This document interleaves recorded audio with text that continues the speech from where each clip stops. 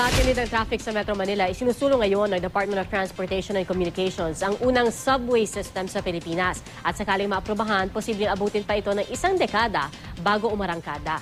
Balitang natin ni Bam Alegre. Sa bawat araw, animoy iba't ibang parlor games ang matutunghayan sa lansangan tuwing rush hour. Ang mga sasakyan mislutan nag-stop dance sa sobrang traffic. Mala trip to Jerusalem naman ang diskarte ng mga pasahero, paunahang makahanap ng sasakyang mauupuan. Level up naman ang hamon sa panulukan ng EDSA at McKinley Avenue sa Makati. Bihira lang kasi ang mga pampasaherong sasakyan papasok sa Bonifacio Global City. Usually, pag hindi ako masyado makasakay doon, nagtataxi na lang ako. Sobrang traffic din pag ganitong oras, lalo na pag mga office hours, pag rush hour.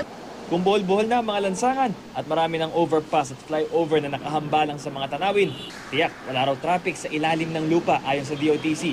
Kaya plano ng ahensya na isulong ang unang subway system sa Pilipinas o ang underground network ng mga tren.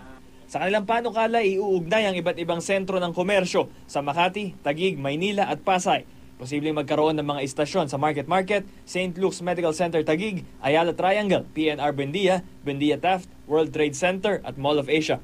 Tinatayang 135 billion pesos ang halaga ng panukalang subway at may haba raw ito na 12 kilometro. Dito sa ating kinatatayuan sa Taft Avenue kung saan nagtatagpo ang MRT at LRT, magtatayo rin daw ang subway ng common station. Pero wag munang umasa na agad itong mangyayari. Posibleng isang dekada pa bago ito umarangkada. Sa ngayon, kailangan munang aprubahan ang proyekto ng NEDA o National Economic and Development Authority. Dadaan din ito sa bidding at mabusisi rin daw ang gagawing pagbungkal sa lupa.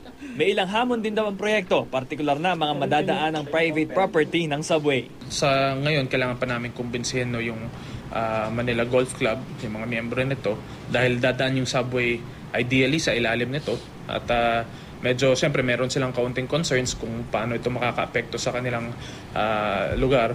Ngunit meron nga, nasabi naman natin, merong mga teknolohiya na ginagawa kahit sa ibang bansa na rin, kung saan hindi makaka-apekto ang paghuhukay sa ilalim ng lupa doon sa nasa ibabaw. May isang subway proposal din daw ang Japan para sa kahabaan ng EDSA. Tinatayang $6 billion ang halaga ng proyekto at posibleng umabot pa raw ng Bulacan. Yun nga lang, nasa planning stage pa ito.